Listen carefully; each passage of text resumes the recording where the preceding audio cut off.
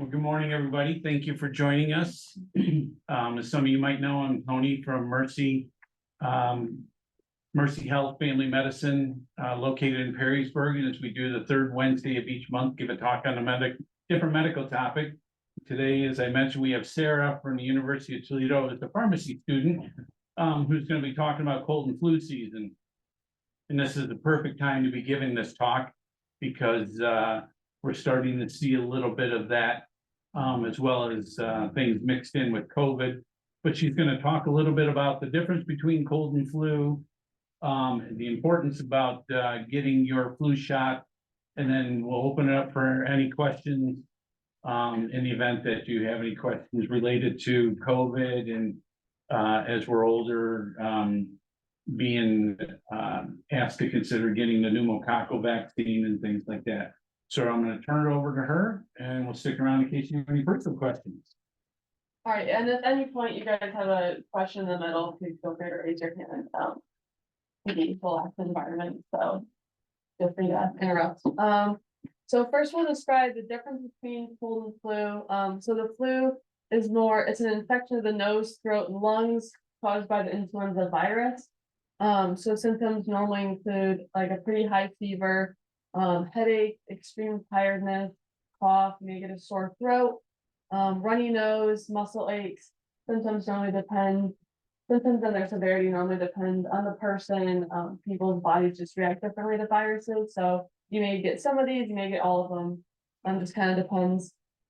People that are 65 and older, they're at a more serious risk for the more serious complications of the flu. You can get pneumonia, dehydration, especially like if you have like a high fever and stuff, you don't really feel like drinking a bunch of water, so that can lead to dehydration. Or if you have any like chronic medical conditions, those could worsen with that illness. The ways to prevent the flu, of course, you always see the advertisements and why we're here today. Get your flu shot every year. Most of the time they're pretty effective. They can help decrease the severity of the flu. So that's why we encourage especially older adults to get them. If you know of anyone that's been sick recently, maybe avoid contact with them, especially if they've been seriously ill, or at least keep your social distancing. Cover your mouth and nose when you cough, sneeze, etc. We learned that from like elementary school. Avoid touching your eyes, nose, or mouth, especially if you've been in an area like public area where there might be more germs on like door handles, chairs, anything like that. And then making sure that you're washing your hands properly, so scrubbing them well, using that warm water. I'm sure you guys all know that. So then moving on to the common cold. So it can seem similar to the flu. It's normally like a little less severe with, normally don't see the fever as much, but you can still see that like congestion, cough, sore throat, etc.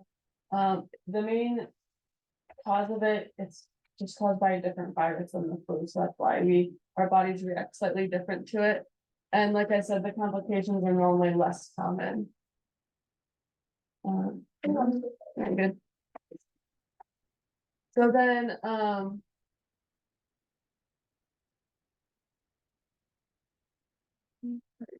okay, so to tell the difference between a cold and flu, since the symptoms can be really similar, sometimes it's kind of hard to tell.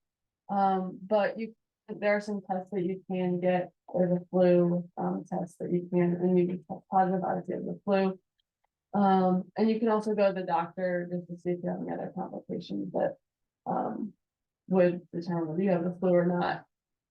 So if you do get the flu, what should you do? Of course, rest. Rest is like one of the best medicine to help your body recover, and so it can properly fight off that infection.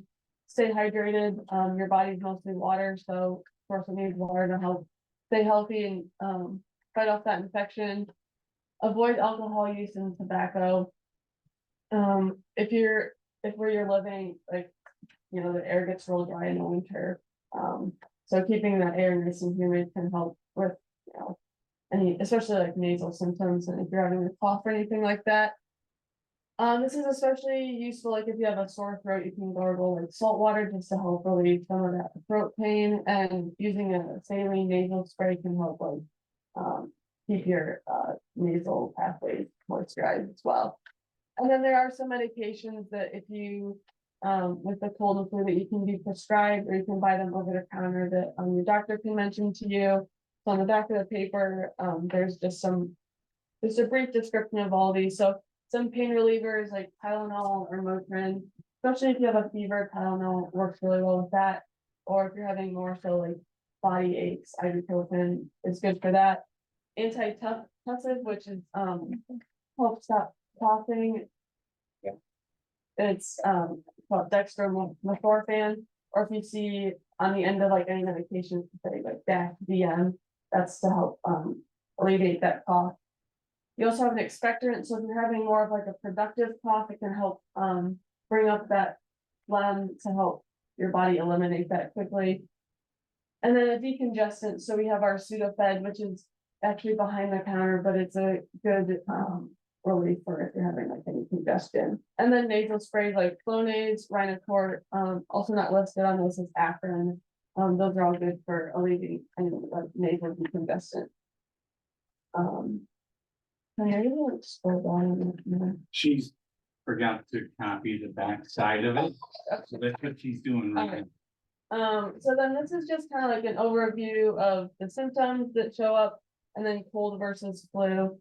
Like I said, you normally don't get a fever with a cold, so if you notice yourself having a high fever, it's more so likely the flu, and this can last a few days. Headache is also more so prominent with the flu. I mean, normally when you're sick, you'd have more fatigue, so it's likely in both, but more so severe in the flu. Extreme exhaustion, also more prominent in the flu. The stuffy nose, sneezing, and sore throat, though, is more common with the common cold. It's just, you have a lot more nasal congestion. And then chest discomfort and coughing is also more so common in the cold.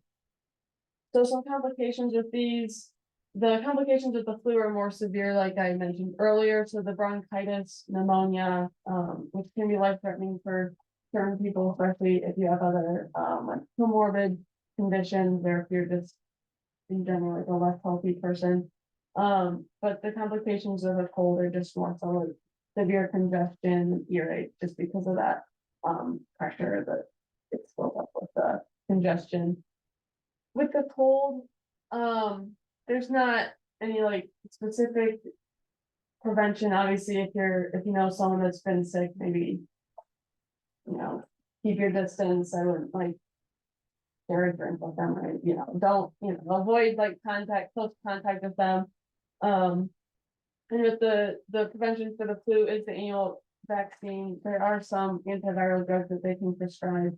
But those are more so effective if you receive them at the like early onset of the symptoms. If you get the medicine like too late in the course, and it's less effective. But the flu shot is a good way to help prevent that. And then, like I mentioned, with the treatment, a lot of with the cold, it's just symptomatic treatment. There's no cure for it. It just has to run its course, which thankfully colds don't normally last that long. But the treatment for the flu, there are some antivirals that you can be prescribed. Sorry, just so people on the Zoom can see that last page.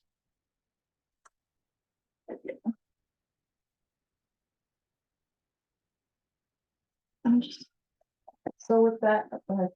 What is amantadine? Amantadine, it's just an antiviral medication. And the same with the other one that we named it. Correct, yeah. Those aren't super commonly prescribed for the flu. I don't know if you've heard of Tamiflu. Yes. That's probably more so like the Prescription drug. Yep. Mhm. Some signs of being dehydrated. If it's like kind of dry mouth, if you feel like, or if you notice that you're like urinating less, or your urine's like a darker color, that's a good indication that you're like dehydrated. For older adults, confusion might be another thing that is exhibited with dehydration. Like I said, we give this talk now sometimes people try and promote getting the flu shot early, but we always recommend it late September, starting early October, because the longer you wait, toward the beginning of fall, the longer it's gonna cover, the flu season, because it runs into March and April, and getting the vaccine around that time will cover that. It's also interesting, we've had people ask, well, is it the same vaccine from year to year? And the answer is no. It's very interesting that the CDC tracks what flu vaccine or what flu viruses are happening across the other side of the world, like in Africa and Europe and Australia. So they detect that early in the year and then start to develop the vaccine. We try and predict the 3 or 4 highest vector, viral viruses that are going to come across the Atlantic toward us. And that's why a couple of times in the last 10 years, you've seen some people have to run out and get a second vaccine because there was another virus that they didn't account for that is now hitting the population, and people have to get back. It's a crapshoot, and they do a fairly good job. And does it protect you 100%? No, but just like getting the COVID vaccine, it's going to reduce the severity in the event that you do contract something, getting sick, particularly as we get older. And typically, like the side effects from the vaccine, you may get most people normally only get minor side effects. Like you might just feel a little more tired the next day, just because that's your body introducing it to its immune system and just how it's fighting off, how it's creating antibodies and stuff to it. But typically there's a pretty low side effect profile to getting the vaccine. I mean, it'd be better than getting a flu, so. Perfect. It would take 2 weeks for that vaccine to actually get into your system and work. Yeah, Yeah, that's typically good. And you can't get flu or whatever from the vaccine, right? that is absolutely correct. That's a myth. Yeah. So, but you're right, it does take a while for our body to develop the immune responses. So, that's a very good question. You believe in boosting your immunity to help fight off colds and flu? Are you talking about taking supplements or? Anything from supplements, herbs? It can't hurt. Just with supplements, the only thing is there's less regulation and testing with those, so they can't advertise that they help cure the cold or help prevent. They may help decrease symptoms, or they may decrease the length of your sickness, but I know people take vitamin C, Or echinacea, things like that people take. I would just say if you're gonna pursue something like that, make sure there's not a drug-drug interaction with some of the prescription medications you're taking, number one. Number two, I would try and get it from a more reputable brand that's out there, as opposed to, I've never seen this guy before. Let me try this one. That makes me a little nervous, but Yeah. there's, I don't know, Nature Made or just I'm just making one up, but something that might be a little bit more endorsed by not the FDA, but it's like US, something that makes these. Endorsed. No. they can have I'm forgetting the name right now, but there's a stamp that they can get that at least it was clean manufacturing, so that's Right. one good thing to look for. 'Cause the supplements and stuff are super really. And again, just like any supplement, what works for me may not work for her or for you. But it's something that definitely is a benefit to you. And again, as long as it doesn't have that drug-drug interaction with something else that you're taking, treat other, medical conditions. That's okay. It's personal preference. Hopefully, learn. Yep. Anyone ever thought that maybe I test that you can better monitor the flu that yeah, Like, I go with this, you know. Do they make it for flu and cold?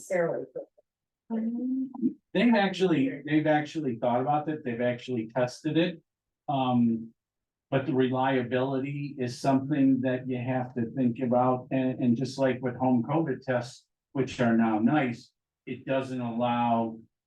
Once, if you test positive for COVID, you're not reporting to somebody, so the tracking, you lose the tracking and the trends, and that kind of hurts things a little bit. The other thing is, it doesn't hurt to go to your physician's office and get the rapid flu test to see if you're positive, because then they can give you the antivirals and get on board what's necessary to reduce the amount of time that you're having to deal with the actual flu symptoms.